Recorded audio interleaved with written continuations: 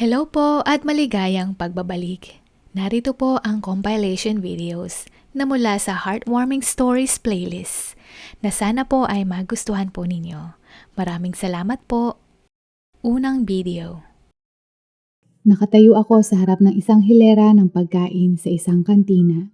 Katapat ang mga nakahaing putahe nito gaya ng kare-kare, pritong danggit, pansit at lumpia. At kumilos ako na parang tinitingnan ko kung ano ang gusto kong bilhin. Pagkatapos nung akala kong wala nang nakatingin sa akin, ay mabilis akong kumuha ng 2 pirasong lumpia at inilagay sa aking bulsa at dahan-dahan akong lumakad palayo sa halip na tumakbo upang hindi makaakit ng pansin.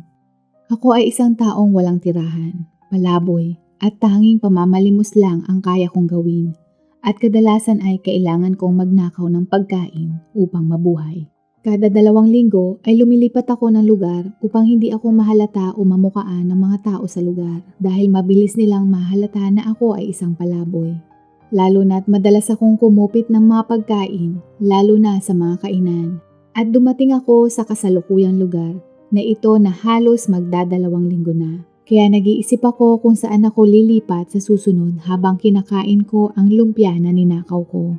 Napakasarap ng lumpia na ito sa isip-isip ko. Karaniwan akong natutulog sa araw at gumagalaw sa gabi dahil mas madali para sa akin na hindi mahalata.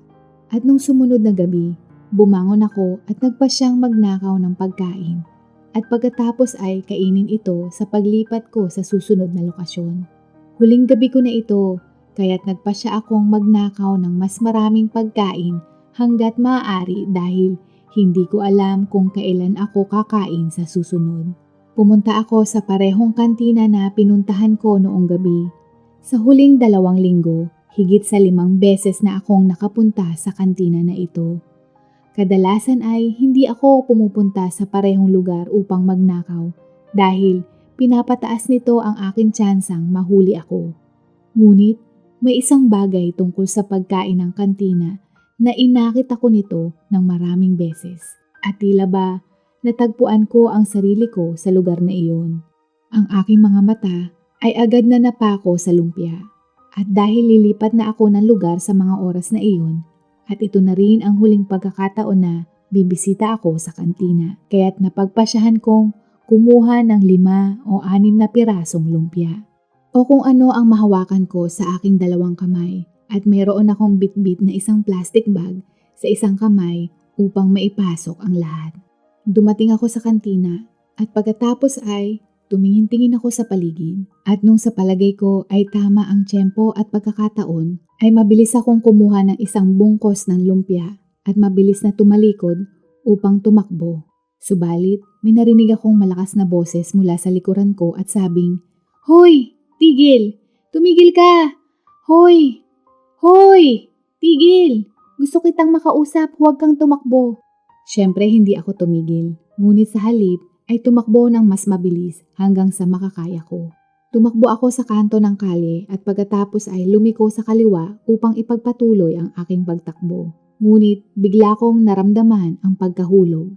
Merong isang malaking butas na hinukay para sa pag-aayos ng tubo ng tubig at hindi ko ito napansin kaagad sapagkat madilim na ang lugar kaya't hindi ko inaasahan na mahuhulog ako. Noong nahulog ako, naramdaman ko ang lahat ng mga uri ng dumi at piraso ng mga bato at kahoy na gumasga sa akin. Ngunit kahit sa pagkahulog ko, hinawakan ko ng mahigpit ang supot na may lumpia. Hindi ko alam kung bakit, ngunit mas pinrotektahan ko ito kaysa sa sarili ko. Ang butas ay halos may 2 metro ang lalim at hindi ito gaanong malalim. Ngunit dahil hindi ko nakita ang babagsakan, ay naging masakit at malakas ang pagkabagsak ko kaya't medyo pumilipit ang aking kanang bukong-bukong. Gusto kong humiyaw o sumigaw ng malakas dahil sa sobrang sakit. Ngunit sinikap kong hindi makagawa ng kahit anumang ingay kaya tinakpan ko ang aking bibig. Sinubukan kong bumangon ngunit hindi ko kaya. Napagpasyahan kong maupo muna doon ng tahimik at umasang walang makakakita sa akin. Marahil kung magpapahinga ako buong gabi ay magiging okay ako para makaalis na ako sa oras ng bukang liwayway at makahanap ako ng paraan kung saan ako kakapit o makahanap ng paraan para makaalis sa hukay na nilubugan ko. Iyan ang naisip kong plano habang nakapikit ang aking mga mata para pakalmahin ang aking sarili at para hindi ko maisip ang sakit mula sa pinsala sa pagkahulog ko sa hukay. Ngunit lumubog ang aking puso nung pagkalipas lamang ng ilang minuto nang bigla akong nakarinig ng isang boses at isang ilaw mula sa isang flashlight ang nakatutok sa aking muka at nagsalita ng, "Hoy, ikaw, okay ka lang ba?" Pinikit ko ang aking mga mata at hindi ako sumagot. Ngunit nagpatuloy ang boses. "Alam kong naririnig mo ako, okay ka lang ba? Maayos ba ang lagay mo? Huwag kang mag-alala, walang nakaabang dito sa iyong panganib. Gusto ko lang malaman kung okay ka lang." Nagdesisyon akong imulat ang aking mga mata dahil wala namang saysay kung patuloy akong magbibingi-bingihan at kumilos ng parang estatwa. Sa totoo lang, nangingibabaw sa pagkapilipit sa sakit at may kasamang pagod kaya inisip ko na lang na nagsasabi siya ng totoo. Nung ako'y tumingala, may nakita akong isang tao na nakatingin sa ibabaw ng hukay. Hindi ko makita ng malinaw ang tao ngunit sa boses, tila isang matandang babae. Tila siya ay nag-iisa. Okay lang po ako, pero nasugatan at may pilay po ang aking A Pinoy bukong-bukong. Cafe Hindi Story. po ako makabangon, tugon ko sa kanya. At sumagot siya ng, "Okay, maghintay ka lang dyan ng kaunti, hihingi lang ako ng tulong." Pagkalipas ng mga 10 minuto ay bumalik siya kasama ang ilang mga kalalakihan at isang hagdan. Bumaba sila at tinulungan nila akong makalabas sa butas. Noong nakalabas ako ay umalis na agad ang mga kalalakihan bit-bit ang hagdan. Ngunit ang babae ay nanatili sa aking likuran. Batid kong mahigit nasa 60 anyos na ang babae base sa kanyang itsura. Napakabait at maamo din ang kanyang mga mata. At napansin ko ang kanyang mga mata ay nakatingin sa supot ng lumpia na hawak ko pa rin. Nagulat ako sa sarili ko na nakahawak pa rin ako sa supot. Parang namamanhid na ang mga daliri ko dahil sa mahigpit kong hawak sa plastic. Tumingin ako sa kanya at pagkatapos ay napagtanto ko na ang kanyang boses ay kapareho ng boses sa kantina. Alam kong siya ang may-ari ng kainan. Humihingi po ako ng paumanhin. Nagugutom po kasi ako. Patawarin niyo po ako.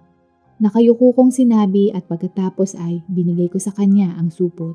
Binuksan niya ang plastik at kinuha ang lumpia na pawang durog na pira-pirasong maliliit.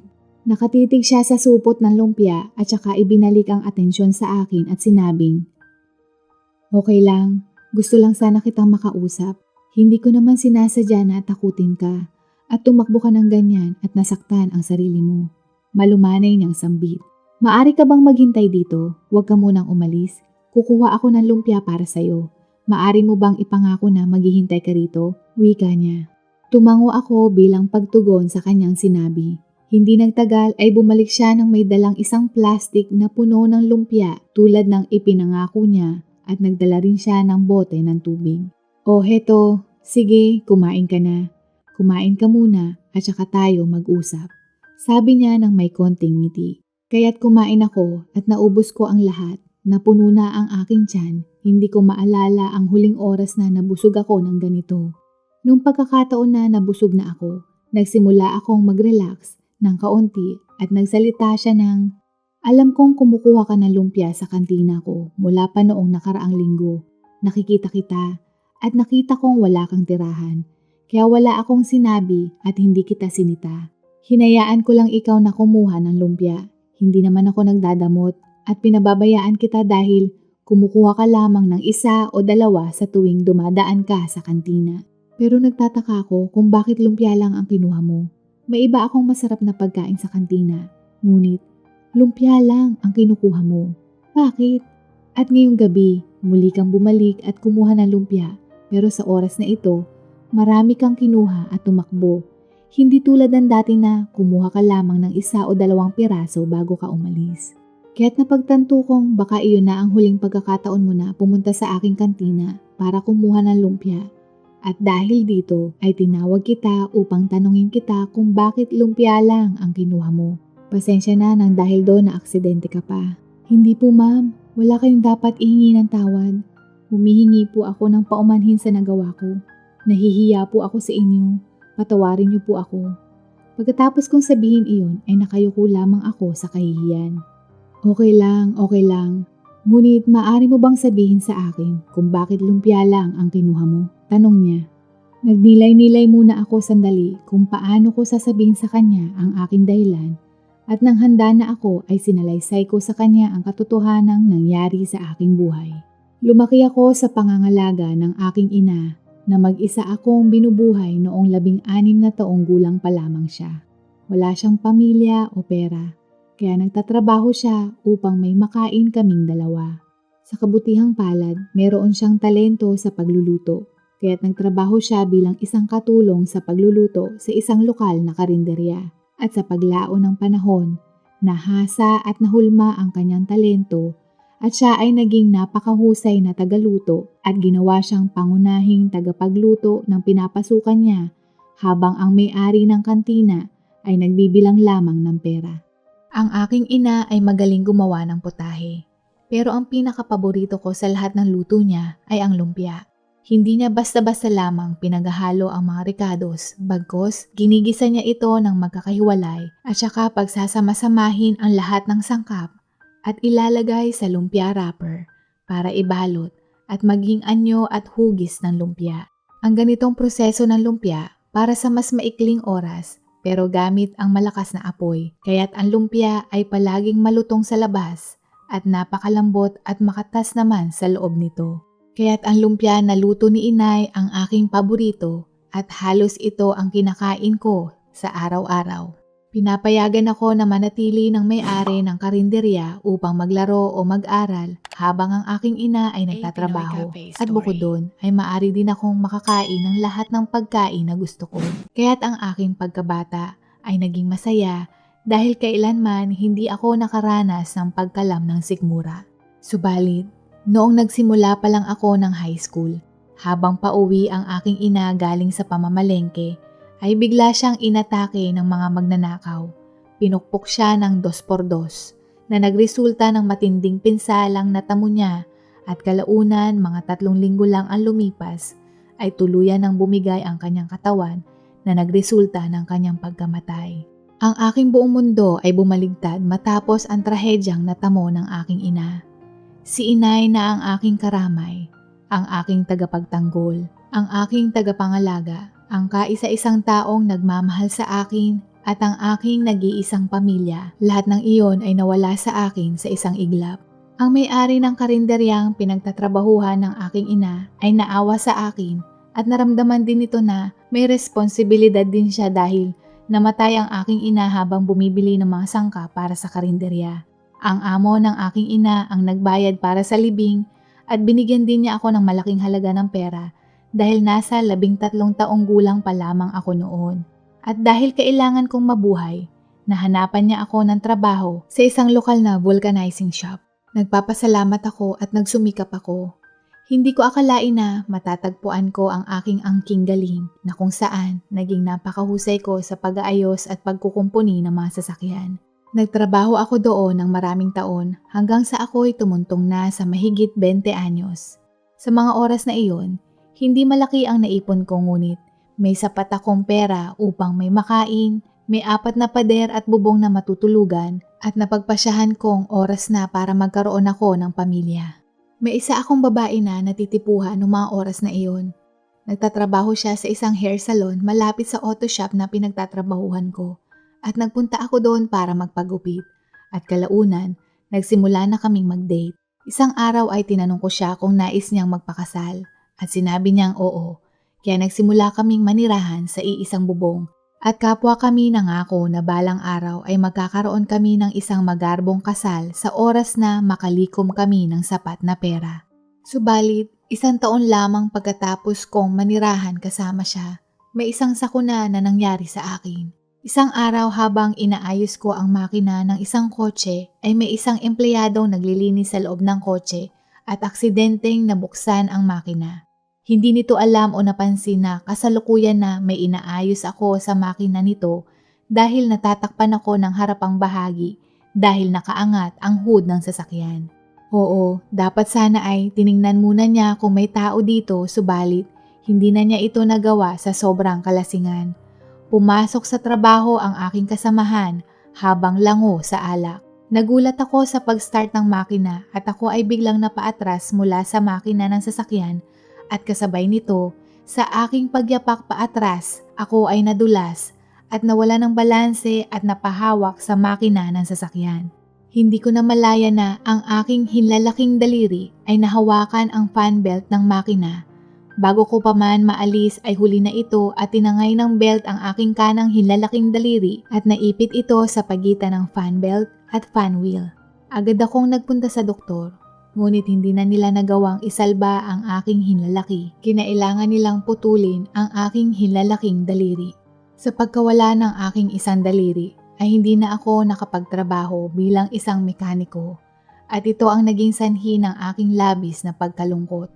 Wala akong ibang nagawa kundi uminom ng maraming alak hanggang sa mawala ako sa sarili sa sobrang kalasingan. Makalipas ang ilang linggo, sa wakas nung makabalik na ako sa tamang pag-iisip, ay sinabi ko sa asawa ko na maghahanap ako ng ibang trabaho at sinisiguro kong magiging maayos kami. Tiningnan niya ako ng may lungkot sa kanyang mga mata at sinabing, "Oo, alam kong gagawin mo ang lahat, mahal ko." Nagsimula na akong maghanap ng trabaho, pero lumipas ang mga buwan ay wala pa rin akong nahanap na trabaho. Wala akong natapos kahit na high school, kaya't magagawa ko lamang ang mga mano-manong gawain. Ngunit dahil wala akong hinlalaki, ay hindi ako masyadong kapaki-pakinabang at maaring maging problema pa ako sa aking mga katrabaho. Dahil dito ay tinatanggihan at inaayawan ako ng mga tao sa kanilang negosyo. Kaya't nagsimula akong uminom ulit at isang hapon nagising ako dahil nauuhaw ako at napansin kong may kakaiba. Napagtanto ko na ang lahat ng mga gamit ng aking asawa, kabilang ang kanyang damit, sapatos at iba pa ay nawala. Umalis siya, nilayasan niya ako. Bigla akong kinutuban at kakaibang sensasyon kaya dali-dali kong hinanap ang aking ATM card at hindi ko ito makita. Sumugod ako sa bangko upang suriin ang balanse at nalaman ko na ito ay ubos na. Kinuha ng aking asawa ang lahat at umalis at binago din ang kanyang numero. Nag-iisa na lang ako at walang natirang kahit na ano sa akin. Simula noon, wala ni singkong duling para sa pagkain o renta sa bahay at wala din akong trabaho, wala akong tirahan. Kung kaya't nagsimula akong mamalimos ng pera at magnakaw ng aking kakainin. Nawalan na ako ng pag-asa. Mag-iisang taon nang patapon ang buhay ko. At sa katunayan ay naghihintay na lang ako na bawiin ng itaas ang buhay na ipinahiram niya sa akin.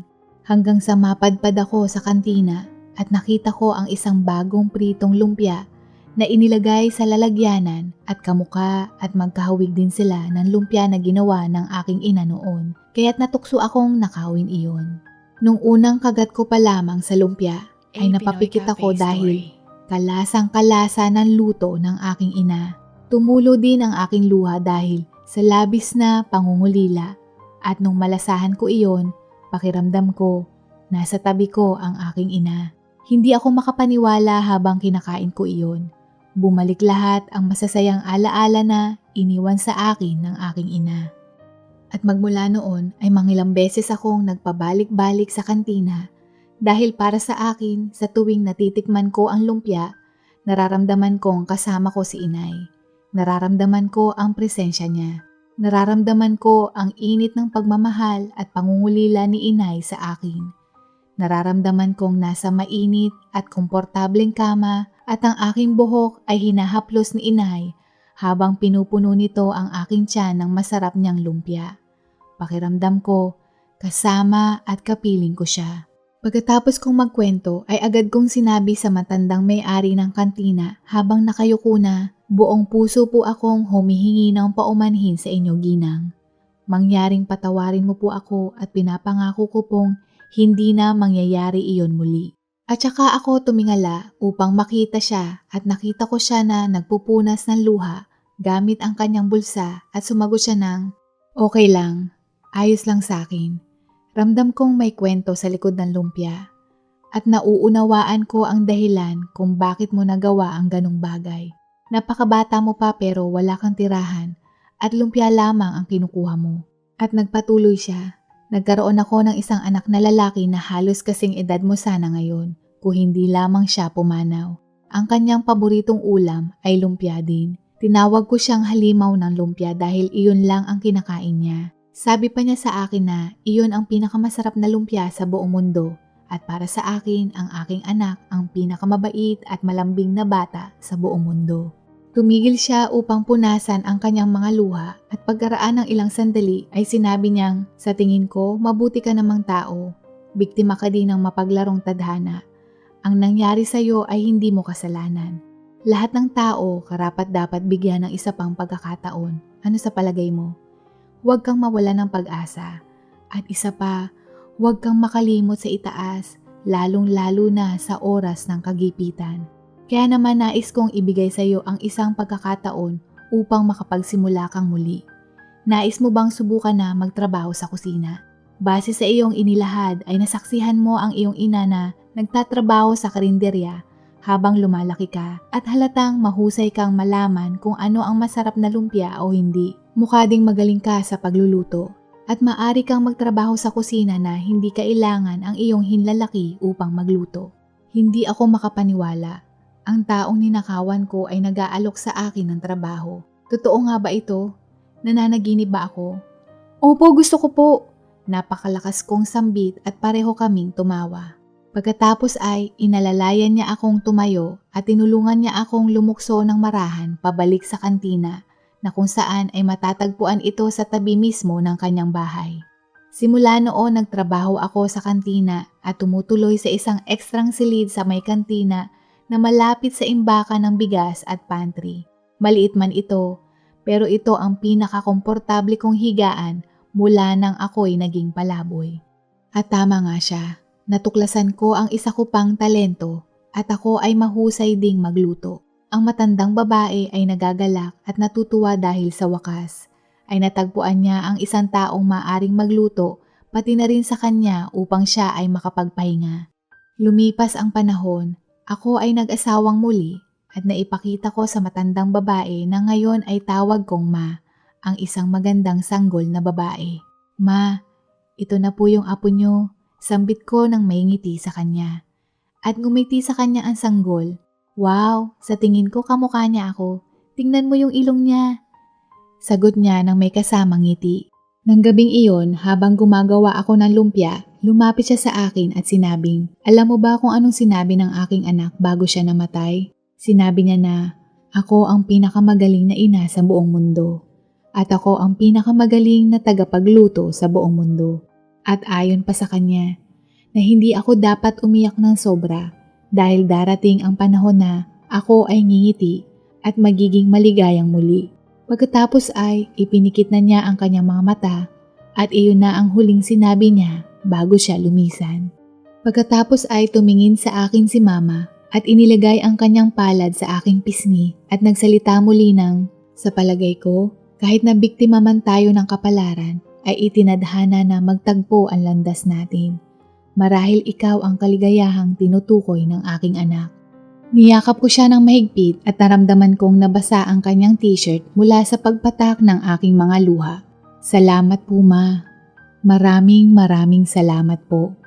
Bulong ko sa tainga niya at ipinangako ko sa aking sarili na itatalaga ko ang aking buong buhay at sisikapin kong matugunan at maibigay ko ang buhay na may puno ng pagmamahal at kaligayahan gaya ng gusto ng kanyang yumaong anak para sa kanya at bilang kabayaran sa pagkupkop sa akin at itinuring na isang anak. Pangalawang video. Magulang ko ay iniwan ako sa aming kamag-anak. Hindi po pala, sa katunayan ang totoo po niyan ay inabandona nila ako. Hindi ko alam ang rason, maging ang aming kamag-anak na tinuluyan ko. Pero sa tingin ko, may mahalaga silang dahilan kung bakit nila ako iniwan. Maraming nagsasabi na marahil ayaw na ng aking ama na harapin ang responsibilidad at ang aking ina naman ay marahil meron ng bagong asawa at ako ay sagabal o hadlang sa kanilang planong bagong buhay kaya nila ginawa iyon sa akin. Ako ay lumaki sa isang kamag-anak hanggang sa ako ay 1 taong gulang. At makalipas ang panahon, ako ay pinasa sa isang malayong kamag-anak at ang kanyang asawa ay nagdesisyon na palakihin ako. Walang legal na dokumento na opisyal nila akong inampon. Bagkus, sila ang kumupkop sa akin. Sa totoo lang, sila ay mayaman pero wala silang anak kaya naisip nila na kupkupin ako. Maraming taon silang sumubok na magkaanak at makalipas na halos isang dekada, hindi sila nagtagumpay kaya nila naisipang palakihin ako. Batid kong mahal nila ako, maayos ang pagpapalaki nila sa akin. Meron din akong mga litrato at sa 2 taon kong nakatira sa kanila, damang-dama ko ang kanilang mainit na pagmamahal. Kahit na imposibleng matandaan ito, pero sa tuwing makikita ko ang photo album namin na magkakasama kami, nababasa ko ang kanilang buong pusong pagmamahal. Mga gamit ko ay puro may tatak, magandang stroller, madaming laruan at may cake kada taon sa tuwing aking kaarawan. Mga lugar kung saan-saan, may dagat, may swimming pool at meron pang amusement park. Sa tuwing nakikita ko ang mga litratong iyon, lahat kami ay nakangiti na sumisimbolo na ang saya-saya naming buong pamilya. Hanggang sa isang araw, ang aking ina-inahan ay biglang nagdalang tao at ako ay 7 taong gulang. Walang sino man sa amin na inaasahan na mangyayari ito. Sa dinami-daming test, pagsubok ng ilang beses, biglang may himalang na buntis siya. Gayunpaman, ipinagpatuloy nila ako na alagaan marahil napalapit na ako sa kanila o kahit na gusto nila akong ibalik sa iba kong kamag-anak, malamang hindi ako tatanggapin ito. At kung ilalagay naman nila ako sa ampunan, baka uusigin sila ng kanilang konsyensya. Kaya maswerte pa din ako at dahil napagdesisyonan nilang alagaan pa din ako kahit na meron na silang anak. Nung ipinanganak ang anak nilang babae, lahat ng kanilang atensyon at pagmamahal ay sa kanilang tunay na anak. Hindi ko naman sila sinisisi dahil iisang dugo at laman ang nananalatay sa kanila. Lalo na hindi naman ako legal na inampon, kinupkop lang nila ako. Sa musmus na tulad ko, akala ko hindi nila ako ikukumpara sa kanilang anak, na hindi magbabago ang kanilang trato sa akin. Nung maliit pa ako, kapag ako ay nag-alboroto o kung umiyak si Alice, sa tuwing nilalaro ko si Alice nung baby pa siya, ang mag-asawang nagpalaki sa akin ay paparusahan ako. At dahil ako ang mas malaki, ako ang makakatanggap ng palo. Naalala ko na gumagamit sila ng patpat o sinturon para iyon ang gawing pamalo. Naalala ko nung sila ay nagbakasyon, akala ko kasama ako, pero iniwan ako sa bahay. Kung noon, may cake, spaghetti at iba pang putahe at regalo sa tuwing kaarawan ko, ngayon, cake at pansit ang aking handa. May isip na din naman ako, naiintindihan ko ang sitwasyon. Napakiramdam ko, ako ay isang reserbang gulong o sobrang bagahe. Marahil nung una nahihirapan pa akong mag-adjust dahil kung noon lahat ng atensyon nila ay nasa akin, pero magmula nung ipinanganak si Alice nawala ito. Napagtanto ko din kung bakit hindi pantay ang kanilang trato. Natanggap ko ang kapalaran ko. Natanggap ko na ganito ang buhay ko. Nung ganito na ako mag-isip, ang buhay ko ay mas maganda at mas magaan ang pakiramdam ko. Sa katunayan, hindi ko na kailangan na kumbinsihin ang mag-asawa na ampunin ako ng legal tulad ng dati nung kaming 3 pa lang. Hindi ko na kailangan gawin ang lahat para lang mapabago ang isip nila, na kunin ang kanilang atensyon. Alam kong hinding-hindi ako mananalo kay Alice, kaya natutunan ko na makontento kung ano ang meron ako. Dahil kung hindi sa kanila, marahil hindi pa ako nakakakain ng maayos, na walang sariling kamang tulugan, na marahil ako ay nasa bahay ampunan. Hindi ko maikakaila na nagselos ako kay Alice nung una. Mas maraming laruan, magagandang damit, masasarap na pagkain, maraming yakap at nag-uumapaw na pagmamahal nila kay Alice kaysa sa akin. At dahil natutunan kong magpasalamat kung anong bagay ang meron ako, dahil sa simula pa lamang, wala naman talaga ako. Batid ko din kung hindi ako magpakabait, ang lahat ng kabutihan nila ay maaring biglang maputol, na sa isang iglap maari itong mawala sa akin, na maari akong paalisin kaya ginawa ko ang lahat para hindi nila maisip na wala man lang akong utang na loob. Kumikilos ako sa bahay, tumutulong sa mga gawaing bahay, nagbubuhat ng mga plastic bag na pinamili galing palengke, at higit sa lahat, hindi ako nang hihingi ng pera. Mabuti din ang trato ko kay Alice. Para akong personal bodyguard niya na handa siyang protektahan kung may panganib na darating. At nagpapasalamat ako dahil lumaki si Alice na mabait at tinawag niya akong kuya. Palagi niyang hinahawakan ang aking kamay. Binibigyan niya ako ng candy o minsan pastry na binigay sa kanya ng mga magulang niya, tapos hahatian niya ako kapag hindi sila nakatingin. Kuya, heto, hati tayo, masarap to. Palagi niyang sinasabi sa tuwing gusto niya akong hatian. Dahil sa ugali ni Alice, hindi mahirap para sa akin na maging mabait din kuya. Hindi mo kami mapaghihiwalay na para siyang chewing gum na nakadikit sa buhok ko. At yung chewing gum na iyon ay ayaw kong tanggalin.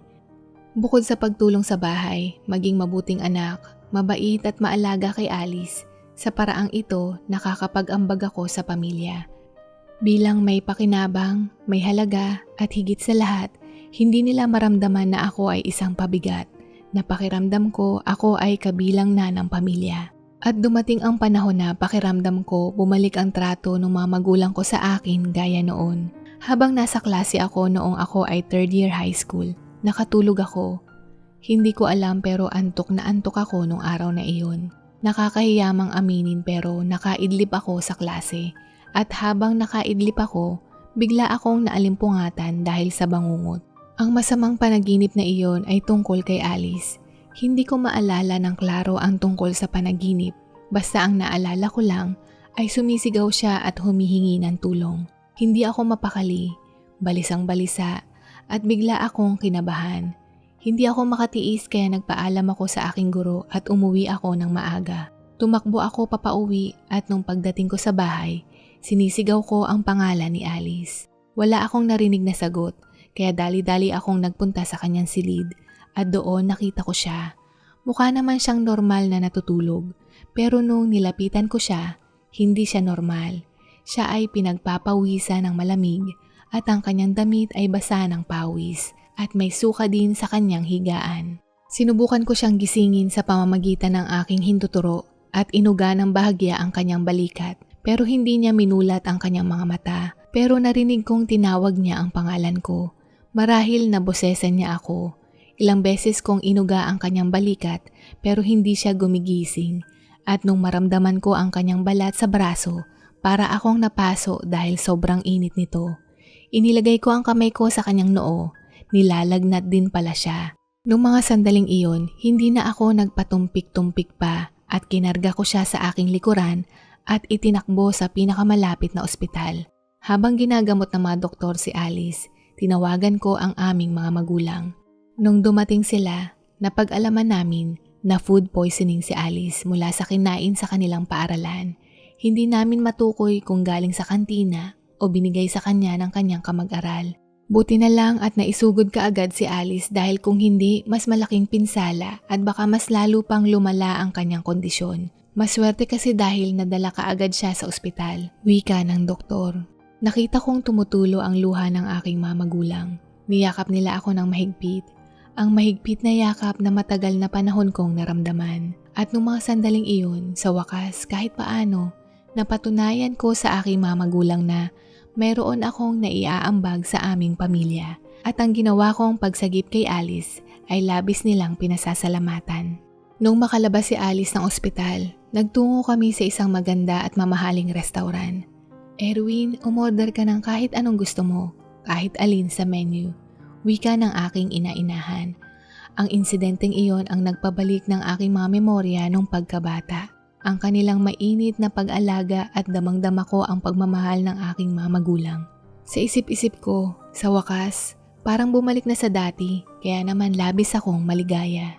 Ako ang paboritong tao ni Alice sa buong mundo. Mas lalo na nung niligtas ko ang buhay niya.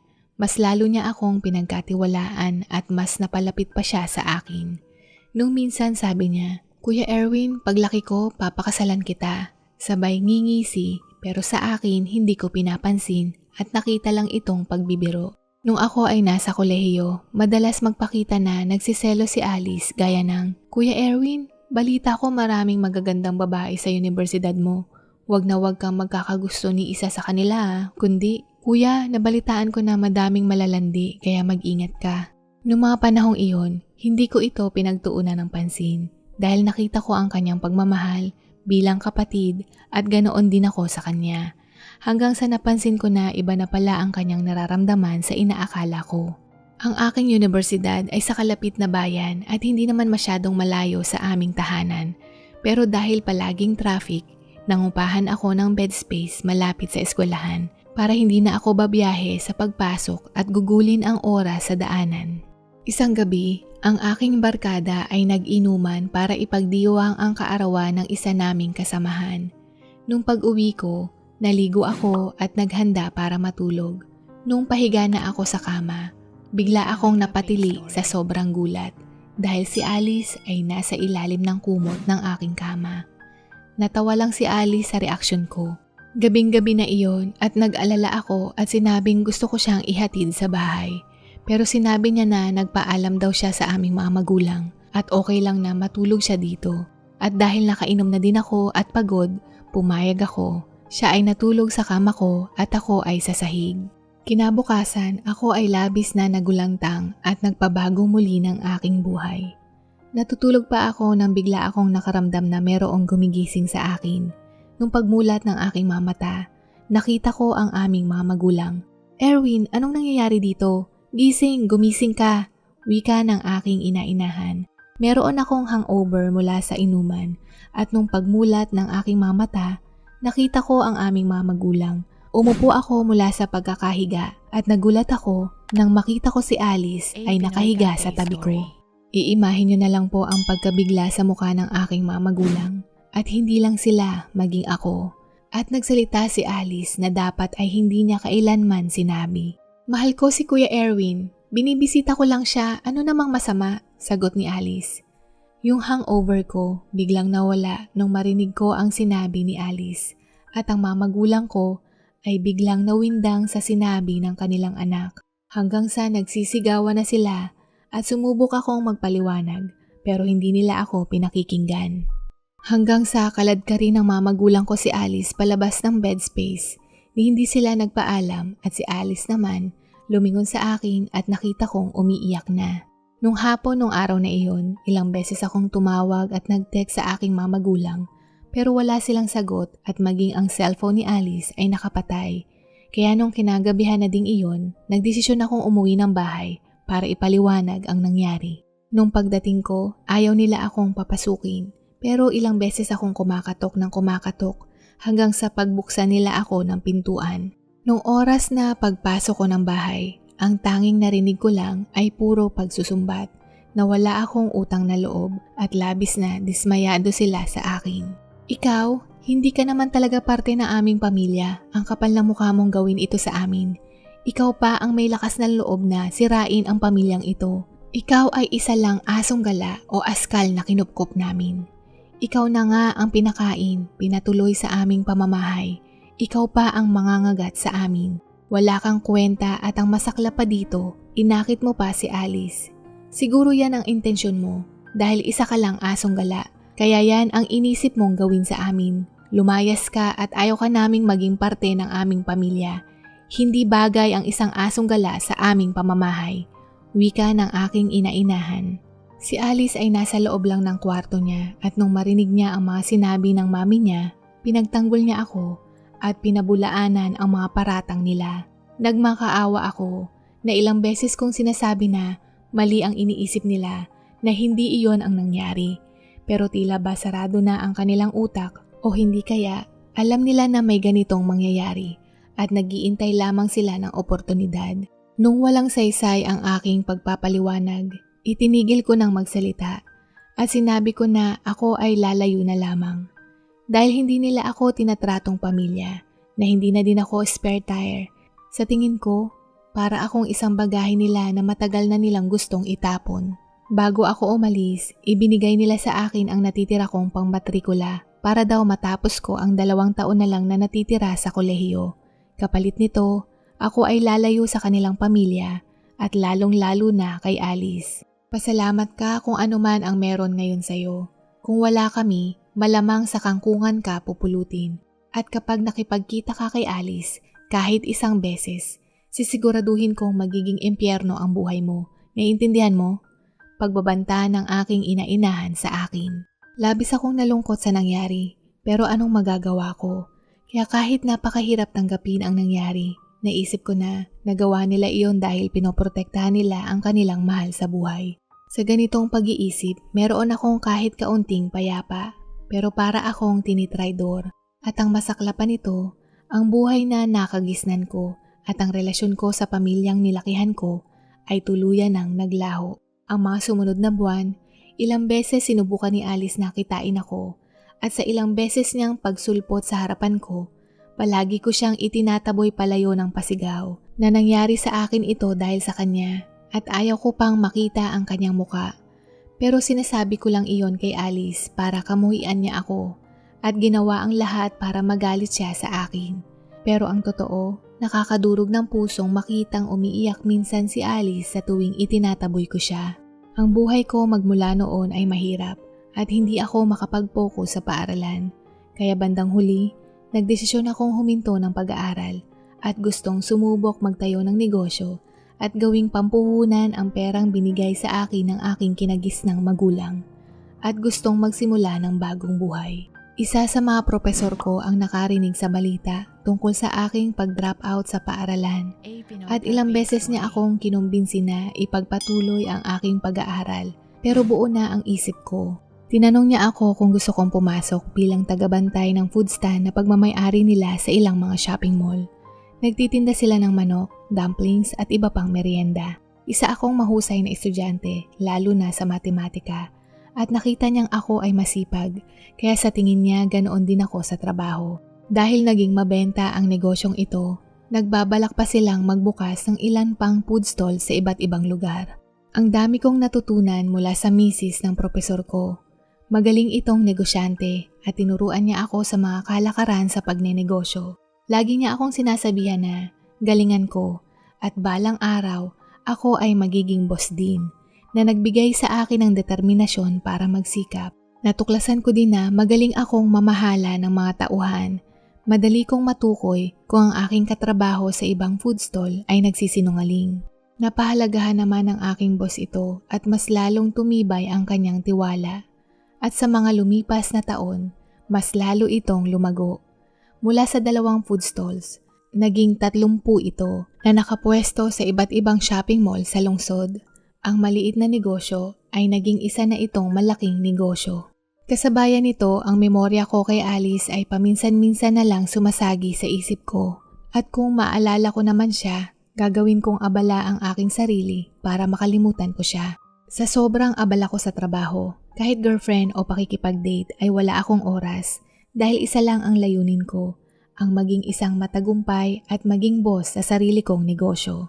Sa loob ng 10 taon kong pagtatrabaho sa amo ko, nakaipon ako ng pera kasama ang perang binigay sa akin ng mga magulang ni Alice. Ginamit ko itong pampuhunan para magtayo ng 2 food stalls malapit sa universidad. Masaya ang amo ko sa aking pagbubukas ng negosyo.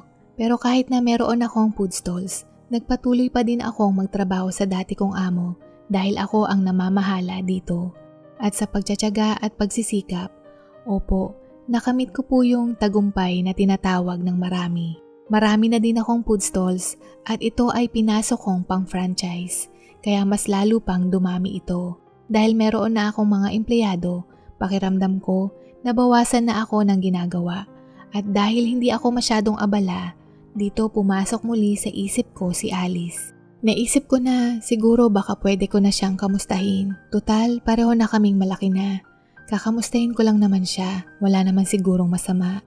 Noong nakapagdesisyon na akong harapin si Alice, tumingin ako sa salamin at ako ay madami ng kulubot at nasa mahigit 40 taong gulang. Dahil hindi na sila nakatira sa dati nilang bahay, nakiusap ako sa isa sa mga empleyado ko na hanapin ang bahay ni Alice at ang nakalap niyang balita ay labis na nakakalungkot. Si Alice ay nakatira sa pinakamahirap na parte ng lungsod na nasa squatter area kasama ang kanyang 2 anak. At siya ay nagkakandakuba sa pagkayod para sa kanyang pamilya. Nalaman ko din na 2 ang kanyang trabaho para lang mabuhay sila. Nalugi pala ang kanyang mga magulang ilang taon matapos siyang ikasal sa lalaki. Ang kanyang napangasawa ay iniwanan siya sa oras na sila ay namulubi. Halatang pinakasalan si Alice dahil sa pera. At ang kanyang ama ay pumanaw, dala ng problema at malalang sakit. Ang kanyang ina naman ay nawala sa sarili at hindi matanggap ang kanilang sinapit. Siyempre naawa ako kay Alice. Gusto ko siyang tulungan, kaya naisip ko na palihim siyang bigyan ng trabaho at bigyan ng malaking sahod. Naisip ko din na maglagay ng pera sa isang bag at ilagay ito sa harap ng kanyang pintuan. Pero bandang huli, naisip ko na kailangan kong magpakita sa kanya ng personal. Nagdesisyon akong magtungo sa lugar kung saan siya nakatira. Nakakaluray ng puso na makita ang kanilang sitwasyon. Walang maayos na higaan, may butas sa pader at walang kagamit-gamit na parang ang hirap isipin na ang babaeng kasama kong nabuhay sa Marangya ay ganito ang buhay na kahihinatnan. Nag-intay ako sa labas ng kanyang bahay hanggang sa dumating siya. Malalaki na din ang kanyang mga anak at nung una kaming nagkita, natulala si Alice at maya-maya pa nakita ko na siyang humahagulgol at niyakap ko siya ng mahigpit. Dito ko napagtanto na matagal na akong nangungulila sa kanya. Nung sinabi ko sa kanya ang plano kong pagtulong at tumira kasama ko sa bahay, mas lalo pa siyang napahagulgol at ilang beses na nagpasalamat. Alice, tahan na. Pamilya naman tayo, diba? At kung hindi dahil sa mga magulang mo, wala ako sa kalalagyan ko. Sa ganitong paraan, dito ko maibabalik ang sukli ng pag-alaga nila sa akin ng maraming taon. At patawarin mo ako dahil ngayon lang kita hinanap, sana noon ko pa ito ginawa. Wika ko sa kanya. Nakita ko siyang umiti ng bahagya at pinunasan ko ang luha sa kanyang pisngi. Nung hinawakan ko ang kanyang kamay, naramdaman kong muli ang aking kapatid na hindi na ako nag-iisa at kami ay maging isang tunay na pamilya. Ngayon, parang kompleto na ang buhay ko dahil kapiling ko na muli si Alice. Dito na po nagtatapos at sana po ay nagustuhan po ninyo ang mga kwentong ito. Hanggang sa muli, paalam at God bless po!